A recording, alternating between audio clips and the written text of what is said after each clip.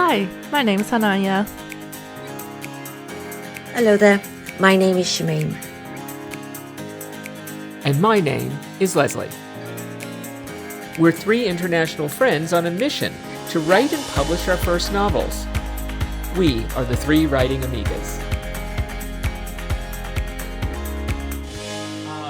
Hello. Hello. I was just telling something about the color orange. Oh. Yeah, I did not get the memo. I know. So I was living in Brooklyn, and we had our apartment, and so Alan had already started remodeling it when we met, but we moved in together, right? So I always needed a space, and so I always had what was supposed to be the second bedroom upstairs, but we could never afford to make it the second, not bedroom, sorry, bathroom, but we never could afford to actually put it in. So it was basically a teeny walk-in closet with no windows. So that had been my office for 15 years, right? So when my stepson Eric graduated college and everything and moved out, I took over his old bedroom, and so I wanted to paint it something that would inspire me and be creative. Okay. So, research, Googling, orange is like the color of creativity. Who knew? I never knew that. I didn't know that. Right, I didn't know that either. But then Leslie had to go completely overboard. I painted all the walls orange, so I realized when I walked in there, it was like I was inside of an orange. Is it bright orange? Oh, I mean, it was bright orange. terrible. I really went crazy. I love that. So, it's our national color, so. Oh, orange That is true. Yeah. I didn't realize that. Yeah. Last week basically was King's Day. Right. The whole country orange. Just everyone dresses up in orange. Yeah. Orange everywhere. Yeah. It's a great Orange is color. our color. I didn't like it when I was younger, but I love it now. I don't know. Anyway, that's my orange story. It was really funny because I was walking in Amsterdam on King's Day and I had a friend over. So I was talking English to her because she's from Brazil. And this couple in front of me, I was like, yeah, I don't really own anything orange. I'm not just specifically going to buy it for this one day.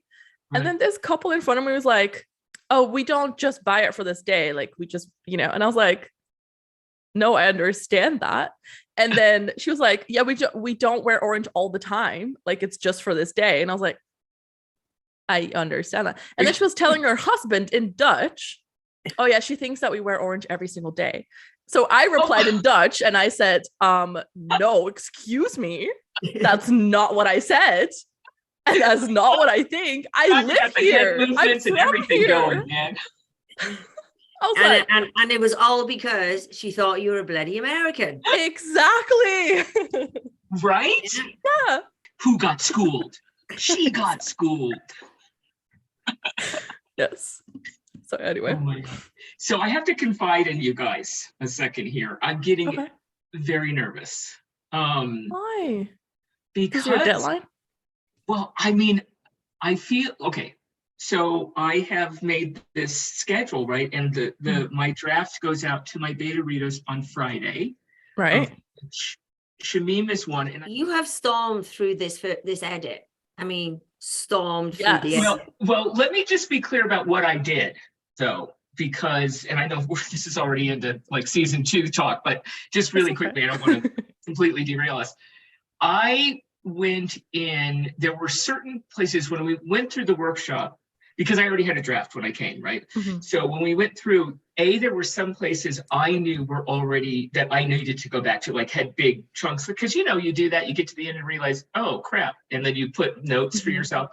So I had that. And then, some of the changes that I made as we went through the workshop.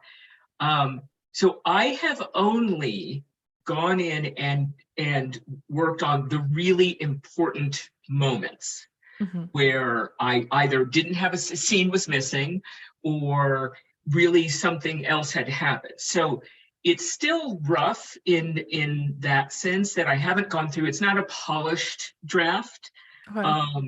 So you should know that. But I'm going to give you all that information, like on the one sheet with the questionnaire and all that stuff. But that's why it's gone a little faster. I just wanted to say that because I haven't gone through painstakingly. Because at this point, because you guys may give me feedback and say, "Girl, this is not working. You got to put this over there." So it's not worth to line edit if you don't have the full like story complete. Yeah. So I went through and just fixed the things that really had to be fixed so that you could read the story and really understand where it was going. So hopefully I've done that. So I'm just it's scary. It is scary, but it's interesting because I started as a filmmaker in 1987. Okay, right. So that's a long time. I'm not going to comment on that. No, I don't mean it that way. I just mean that for my whole career and for decades, I have been in a creative environment, creative job where you have to do things and then hand it to people who are going to critique you. And some people know how to critique and some people don't. But it's, and there's always a certain amount of anxiety and whatever because you're putting yourself in it. However, what I've really learned is, and this is why I'm so nervous in some ways more than I've ever been, is I always made commissioned films. I've only made a couple of like independent films. So they were always commissioned films. So yes, it can be hard to take feedback, but they were never really fully my stories. Yeah. This is my creation out of my little pea brain, all by my little self. And that's, it's I'm feeling, for me, it's very different. So I'm vulnerable. In ways I didn't realize I was going to be. It's all good, but I'm just, a little anxious. It's normal though to feel that way. Yeah. I would say. Well, because if I was smug and then you guys came back and said, "What are you doing?" No, but it's you are going to be vulnerable, even if you think, "Oh, it's not going to affect you." Like it is, obviously. Like it's something that you created out of your brain. So obviously that means something to you. Otherwise, you wouldn't be writing it. Right. And that is just gonna, hurt if people don't like it or if people are gonna comment on like, what is this mess? Like I don't think that's gonna be your feedback, but there's always gonna be people that will comment that or that, even if the book has released, will give you a negative review. Yeah. And I have like talked to my critique partner about this because she's very nervous as well. And I basically said, well, that just means that you're famous enough for that to happen. Like the fact that you have your book out there and the fact that you send your book out there is a huge accomplishment, right? It's something that is a huge achievement to even send it out to someone and to put yourself on the line and to put yourself out there. And I think that is something that you should be focusing on, like not on maybe the negative feedback, but like the fact that you were willing to give it to someone else and we're willing to share it and share it with the world once it's published. And even if people don't like it, that just means that you reached enough people so that someone wouldn't like it. Right. I'm glad. I'm glad that we're recording this call so that when it's your turn, Hananya, I'm going to play you to you. I feel like today, Hananya, you're like Hananya, big bollocks. It's like. I love it. I was going to say thank you. That's such a great positive way to think about it. I mean, even though it's like you said, it's still going to be hard and all those things. Yeah. But you're right because it kind of gets down to you can't have something to edit until you have something on the page. And we all kind of go about that differently. And I'm speaking on that. I'm wondering, Hananya, how do you go about starting to write? Or this whole idea of like plotting. Do you plot? Do you not plot? Do you how do you approach it? I do a combination, I would say, a little bit, because we've talked about how I come up with my ideas and it's just kind of like it will marinate a little bit and then I just vomit it onto the page, right? I do initial brain dump, and I think that is like not necessarily an outline completely. It's just more so like, okay, well, this is more or less what I think the story is going to be. And I haven't like in the past necessarily like really plotted it or really outlined it. I have done kind of like, oh, maybe this is like the few bullet points I want to hit, but not always like far in advance. Like some people know exactly where they want to end up. I don't really have that usually. I will have like the beginning and like part of the middle. And then I'm like, oh, I have to wrap this story up at some point. What is going to be the ending? And I sometimes don't figure that out until I've actually written most of it. And then still probably sometimes don't know. So it's just kind of like, how do I get to that ending, or like, how do I wrap this up at some point? Do you know what the ending is though, usually, or do you know? Do you know themes? Like, what is it? Like, I'm curious. It's so interesting. It's mostly scenes or stuff, or like ideas. So it will be like, okay, well, I have this specific idea, or I have like this scene that came up, and I was like, okay, well, this could be a fun event, or this can be kind of the thing that they go through, or then this can be the conflict. If this person is this way, then maybe this is how they, deal with stuff, or like stuff like that, and not necessarily like a full-on story, but that is usually somehow it makes sense, because like, in every story you have a start, and you have like something that happens in their life, which is like a big moment that changes their life, right? That's like the inciting incident, or like whatever you want to call it, like the catalyst of the story. And then there is like, oh, cool, like we're gonna go towards this goal. Then there's gonna be conflict of like, you thought you were gonna reach it, right? No. So there has to be like a big conflict moment, right?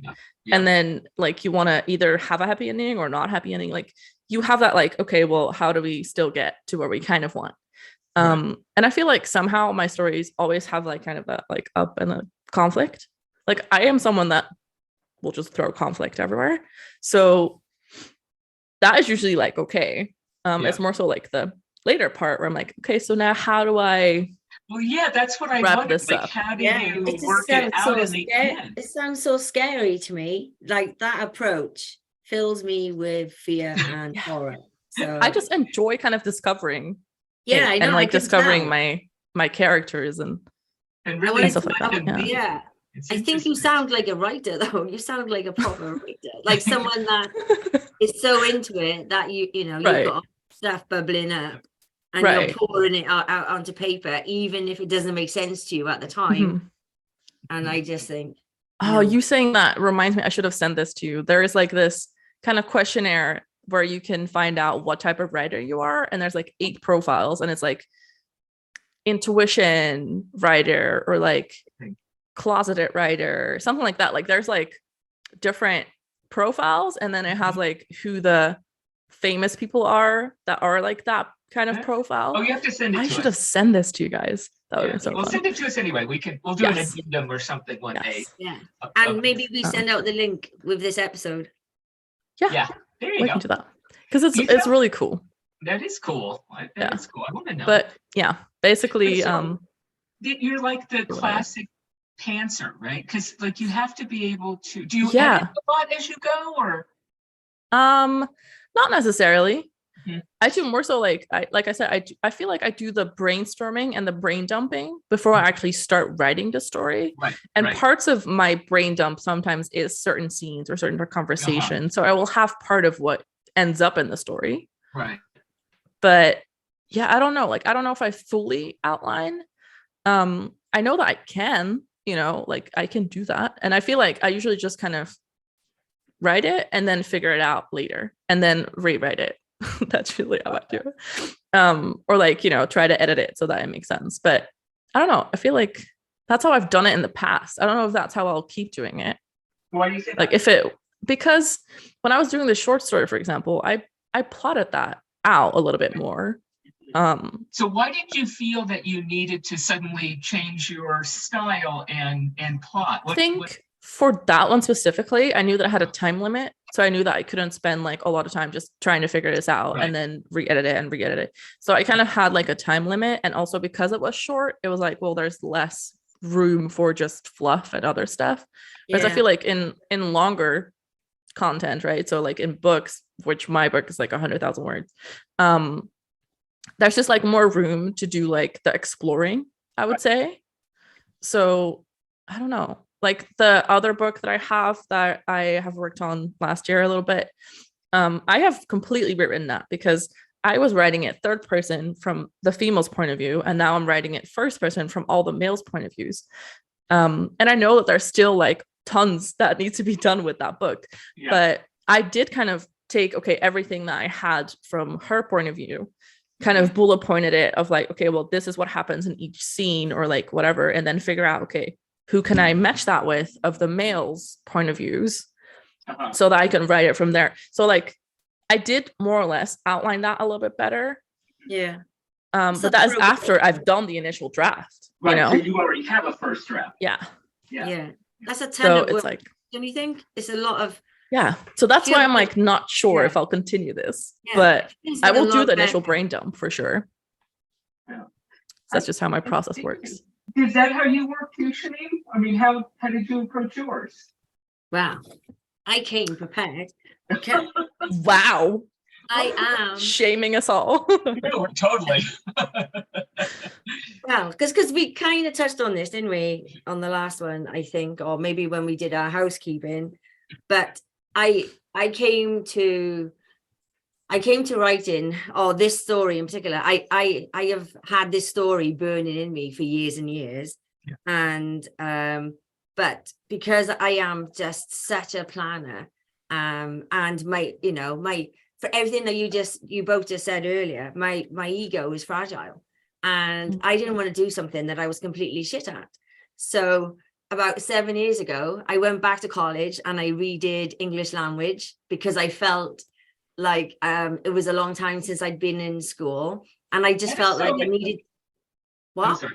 That is just so amazing to me. Mm. And is so, it? Yeah. It's awesome that you would do that. I'm sorry. Yeah.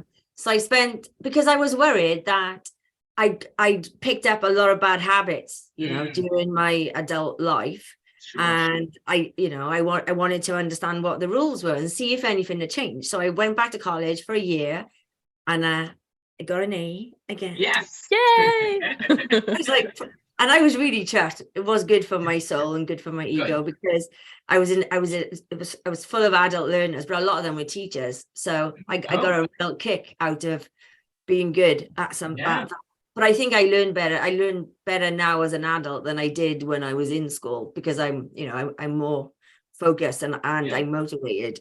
Mm-hmm. So I did that.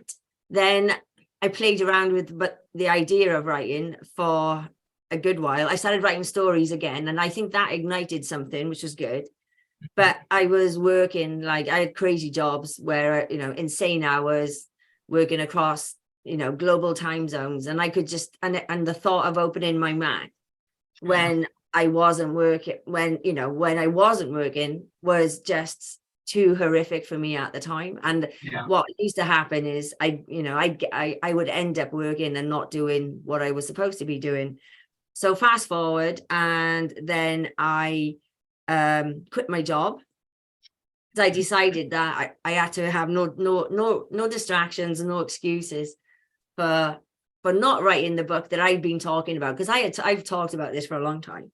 So then I signed up for a how to write a novel course with Curtis Brown Creative. So I did that, started a new job, and then I started blogging. That's what I did. I started blogging to try, and then using how to write a novel. I don't know if that's going to be backwards in the mirror. It says how to write. We can read it normal. Yeah, we can read it.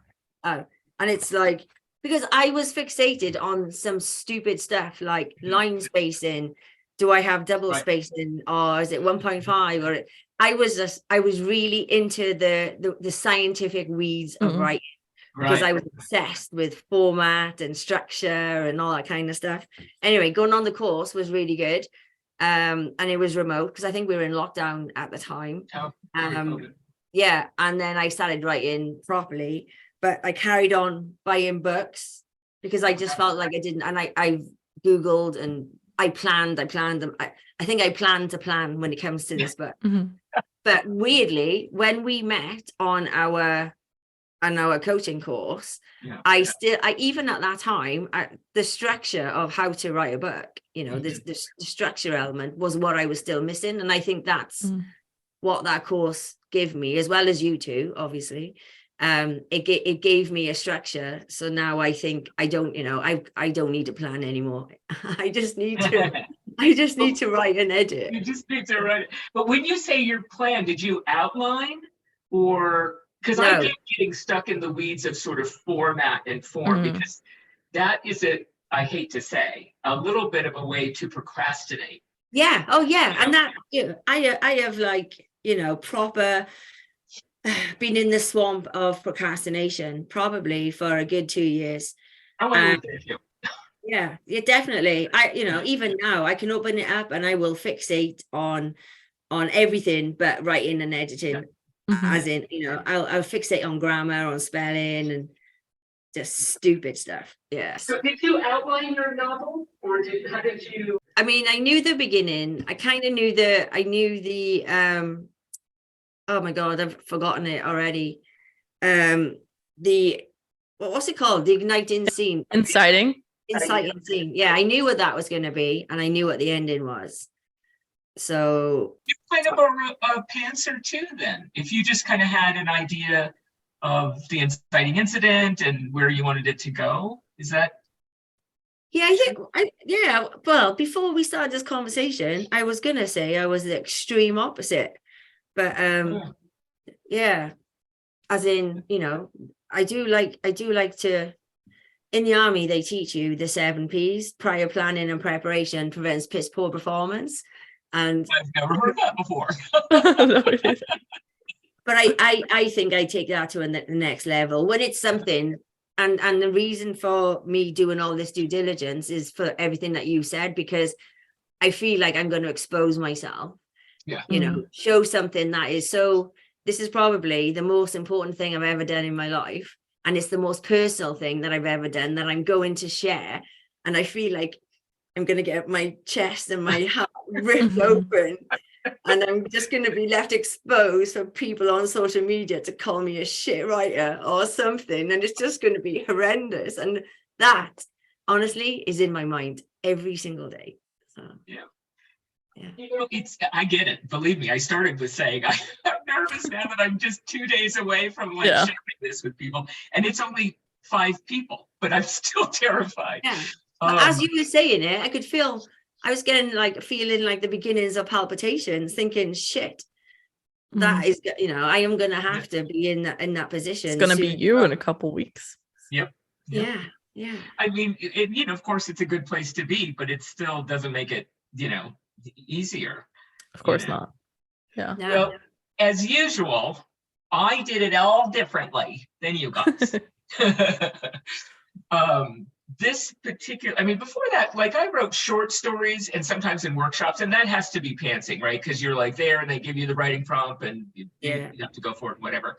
But, I was really trained in terms of writing. I had all my, writing from a kid and all that kind of stuff, but as an adult, when you because I was making a lot of historical documentaries in my first years working as an adult, it was definitely historical docs. So, you're doing all your research, you're reading, you're finding the story. And we crafted our stories like dramatic stories, like fiction stories, with 3 acts and, all that.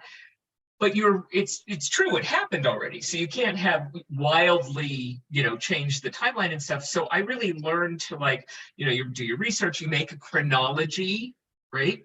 And then you can mix things around in terms of when things show up, because you choose a particular story or point of view, to tell. So that was I had that structure, which is really what you were talking about, Shameem, in terms of just understanding the mechanics of writing and whatever. But that's what I wanted to ask, as in, back then, when you were doing that, there was, I'm assuming, was there a structure that you had to follow, the rules of the game of historical fiction? Historical documentaries. It had to be done, or did you have some free-form elements? Yeah, that's a really good question. No, there was no specific structure. It was kind of like I said, it all happened. We would read in the early days.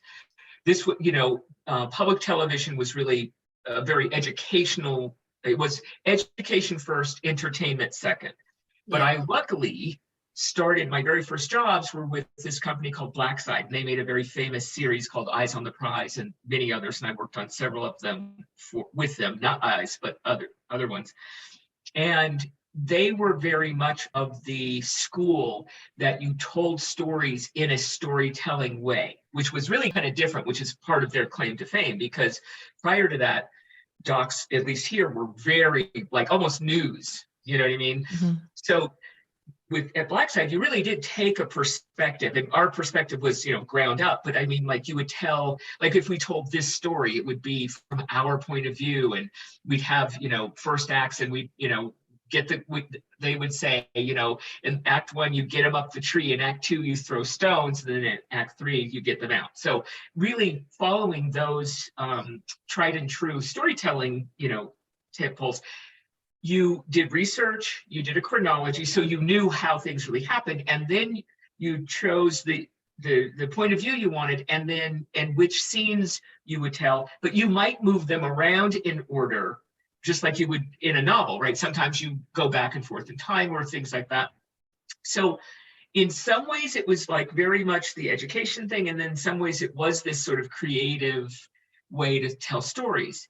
So I had that background, and for many years, and then I went into reality, and I produced one scripted series. So I've had a lot of different kind of ways to come at story. But this story, the one that I'm finishing now, I told you before, had the short story, hired the coach. She really got not stuck on, that's not fair, but she was really intrigued by the grandmother and this particular incident that I had said. So when I hired her for these 10 sessions, she said, let's focus on that. Let's take the grandmother back in time and let's focus on this event. And this event is, from my family. So really, it's like I started with a scene, which is not how I would normally approach storytelling. So it immediately threw all of my experience out the window. And I felt like I was, swimming for my life most of the time, because she's having me start like somewhere, in the middle of the book. So I'm developing that and I'm writing and everything. But I really did feel unmoored for the longest time. But I did the 10 sessions with her. I wrote probably certainly the first half of the book. And then, and I was still working and blah, blah, blah. And then I finally moved out here. And so I was going to focus on this and everything. But I was just like lost. I was stuck. And I had put it down for a while and I picked it up again and I read through it again. And then what I realized for me is I needed to just go back, remember that I actually knew how to tell a story in my way, take what I had written, which was a pantser thing, and outline it to the end. Okay. So yes, it's really weird. So I outlined what I had already written so I could begin to see that arc. And I probably moved some stuff, I don't remember now, but then I outlined, not like every detail. Some people are like every single thing they know. I don't mean that, but major scenes all the way to the end of the book. Once I did that, the gates opened for me because I had a roadmap and it felt familiar again, and so even though they were all things from my imagination, it was as if I had made a chronology of the story that I wanted to tell, and then I was comfortable again. So I am a plantser. Yeah. I like a little bit of structure, and then I also have creativity and I move things around and I change, but so it was weird experience for me, So I just want to ask both of you a question. Yeah. Why did you both join? Why did you sign up to the coaching course then? No, like now have it knowing like that. I think when I joined, I had only written probably 3 chapters, I think, and I was, writing it in a certain order. But you two had more or less finished your drafts, I think. Yeah, I had a draft, but I had two big reasons for me. One, I really wanted them to help me edit it, right? Because I had a draft, but I felt that it wasn't so much that, I'm missing scenes, although I was missing a couple. It was more that, that I didn't know that I truly understood what the book was about and how to get to that sort of the emotional arc that you really want a literature, well, yeah, particularly a literature story, right? As opposed to, really plot driven, thriller where you don't have to do as much character development.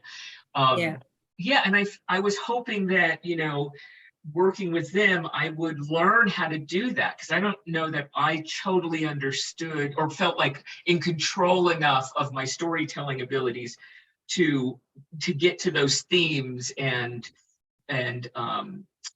conflict points, and make sure I have every main character, antagonist, tertiary, blah blah blah, all those people really had that human energy behind them. You know what I mean? Yeah. When you read a story and you love it, you feel like it feels so real and it just slips away. I didn't feel I really had that, and I didn't know how to get to it.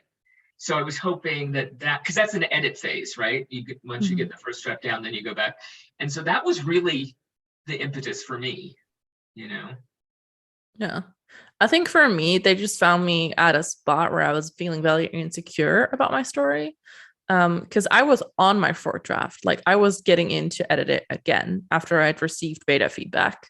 And I think from the feedback, I started feeling very insecure about the story that I'd written, just because obviously you see all that feedback come in and you're like, oh, it's not as good as I thought it was. And I just started feeling very down on it.